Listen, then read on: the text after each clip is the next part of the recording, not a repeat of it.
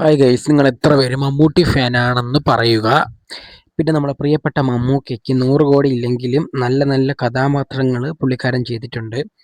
എടുത്തു പറയേണ്ടത് നൻപകൽ നേരത്ത ആ ഒരു കഥാപാത്രം, പിന്നെ ഭ്രമയുഗം, പിന്നെ റോഷാക്ക്, പിന്നെ ഏതോ ഒരു പടമുണ്ട്, മറന്നുപോയി.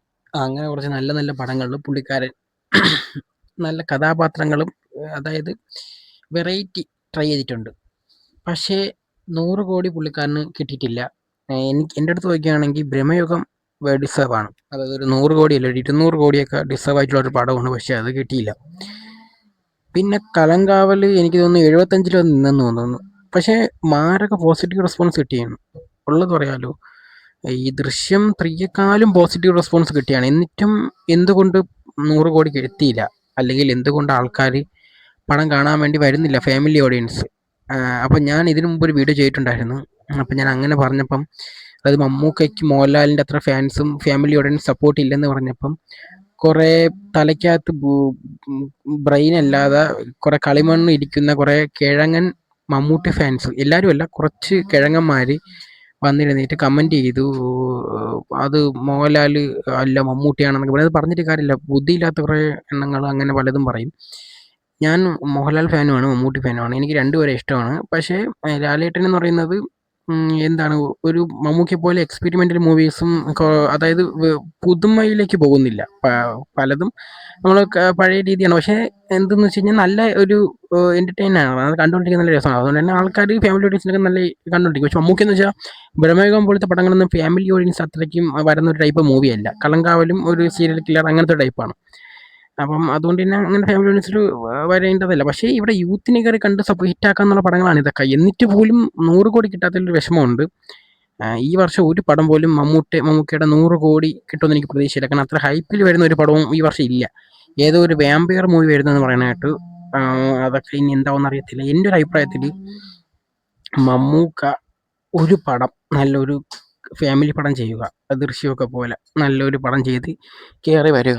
പിന്നെ മമ്മൂക്ക തന്നെയാണ് മമ്മൂക്കയ്ക്ക് 100 കോടിയൊക്കെ നഷ്ടപ്പെടുത്തിയത്. കാരണം ദൃശ്യം എന്ന് പറഞ്ഞ സിനിമ ഫസ്റ്റ് കഥ പറഞ്ഞ മമ്മൂക്കയുടെ അടുത്താണ്. അപ്പോൾ മമ്മൂക്ക പറഞ്ഞ് മമ്മൂക്കയ്ക്ക് ആ ഒരു സിനിമയോട് താല്പര്യമില്ല, ഇനിയും ഒരു കൊച്ചിൻ്റെയൊക്കെ അച്ഛനായിട്ട് ചെയ്യാൻ താല്പര്യമില്ല, എനിക്ക് കുറച്ചും കൂടെ യൂത്ത് ആയിട്ടുള്ള റോള് മതി എന്നൊക്കെ പറഞ്ഞ് നടന്നുകൊണ്ടാണ് അത് പോയത്. അത് മോഹൻലാൽ ഏറ്റെടുത്ത് ചെയ്ത് ഹിറ്റായി. 1, 2, 3 ഒക്കെ പാൻ ഇന്ത്യ റീച്ചായി. മോഹൻലാലിൻ്റെ സ്റ്റാർഡം കുറച്ചും കൂടെ വളർന്നു. അപ്പം നമ്മുടെ മമ്മൂക്കയ്ക്ക് വീണ്ടും അത് വലിയൊരു അടിയായി. പിന്നെ എടുത്തു പറയേണ്ട ഒരു കാര്യം എന്തെന്ന് വെച്ച് കഴിഞ്ഞാൽ, ഈ മമ്മൂക്ക ഫാൻസിൽ കുറേ പേരുണ്ട്.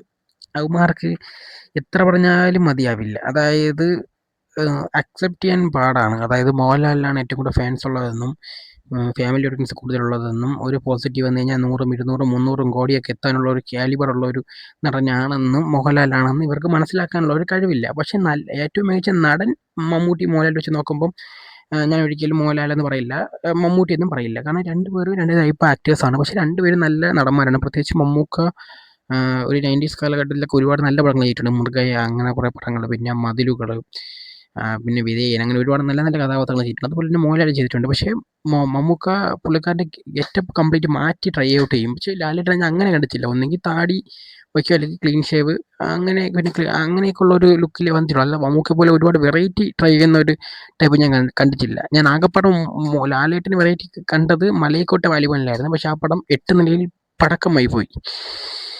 അപ്പോൾ എനിക്ക് പറയാനുള്ളത്, ഞാനിപ്പോൾ ഇങ്ങനെ ഒരു വീഡിയോ ചെയ്യാനുള്ള കാരണം മമ്മൂട്ടി ഫാൻസാണ്. ചിലപ്പോൾ ഇതിൻ്റെ താഴെ വന്ന് കമൻറ്റ് ചെയ്യും, നീ ഒരു 100 കോടി ഉണ്ടാക്കി കൊടു, അല്ലെങ്കിൽ നീ ഒരു 200 കോടി ഉണ്ടാക്കി കൊടുന്ന്. അത് ഞാൻ പറഞ്ഞല്ലോ, കിഴങ്ങന്മാരാണ് കൂടുതലും. എല്ലാവരും അല്ല, കുറച്ച് കിഴങ്ങൻ ഫാൻസ് ഉണ്ട് മമ്മൂട്ടിക്ക്. അതുകൊണ്ടാണ് ഇങ്ങനെ വന്നിരുന്നിട്ട് താളമടിക്കുന്നത്. എനിക്ക് മമ്മൂക്കി തന്നെ സത്യം പറയാനാണെങ്കിൽ ഒരുപാട് ഇഷ്ടമാണ്. കാരണം പുള്ളിക്കാരൻ്റെ സിനിമ എനിക്ക് ഭയങ്കര ഇഷ്ടമാണ്. പ്രമേയമൊക്കെ ഞാൻ എത്ര തവണ കണ്ടെന്ന് എനിക്കറിയില്ല. കാരണം ഞാൻ അന്ന് കണ്ട് വണ്ടറടിച്ചിരുന്ന പടമാണ്. കാരണം സൂപ്പർ പടമായിരുന്നു പ്രമേയം. ഞാനിപ്പോഴും പറയും, പ്രമേയമാണ് ദൃശ്യത്തെക്കാളും കിടിലൻ പടം. അതുപോലെ തന്നെ കലങ്കാവൽ കിടിലൻ പടമായിരുന്നു. പക്ഷേ എനിക്ക് ഇടയ്ക്കെത്തി ഫസ്റ്റ് ഹാഫ് എനിക്ക് വർക്കായില്ല, പക്ഷേ സെക്കൻഡ് ഹാഫ് അടിപൊളിയായിരുന്നു. പിന്നെ നൻപകൽ നേരത്തെ മയക്കം കിടിലൻ പടമായിരുന്നു. മമ്മൂക്കയുടെ പീക്ക് പെർഫോമൻസ്. പക്ഷേ എന്നിട്ടും മമ്മൂക്കയ്ക്ക് ഒരു ഹിറ്റില്ല. എനിക്ക് സത്യം പറഞ്ഞ ആഗ്രഹമുണ്ട് ഒരു 100 കോടി കിട്ടണമെന്ന്. കാരണം ഇപ്പോൾ വന്ന പിള്ളേർ വരെ 100 കോടി അടിച്ചു. പ്രത്യേകിച്ച് ഈ ഹാഷറും ടീമും ഒക്കെ 100 കോടി അടിച്ചപ്പോഴത്തേക്കും മമ്മൂക്കയ്ക്ക് ഇത്രയും വലിയൊരു സ്റ്റാറായിട്ട് നിന്നിട്ട് ഇനിയും 100 കോടി ഇല്ലെന്ന് പറയുന്നത് വലിയൊരു കഷ്ടമാണ്. കാരണം ഇത്രയും ഈവൻ ആസിഫ് അലി, ടൊവിനോ ഒക്കെ കയറി വരുന്നുണ്ട് 100 കോടി അടിച്ചിട്ട്. അപ്പോൾ പിന്നെ ഒന്ന് ആലോചിച്ച് നോക്കും, മമ്മൂക്കയ്ക്ക് 100 കോടി ഏറ്റവും അത്യാവശ്യമായ സമയമാണ്. മമ്മൂക്ക പറയും പോലെ 100 കോടിയല്ല, ഇത്രയും ജനങ്ങളെ മനസ്സിലാണ് വേണ്ടതെങ്കിൽ അത്രയും ജനങ്ങളെ കണ്ടാൽ തന്നെ 100 കോടി കൂടുതൽ പോവില്ലേ? എനിക്ക് പ്രതീക്ഷ ഉണ്ട്, ഒന്നെങ്കിൽ ഈ വർഷം അല്ലെങ്കിൽ അടുത്ത വർഷം എന്തായാലും മമ്മൂക്കയ്ക്ക് ഒരു 100 കോടി കിട്ടും. കിട്ടുമെന്ന് പ്രതീക്ഷിക്കുന്നു.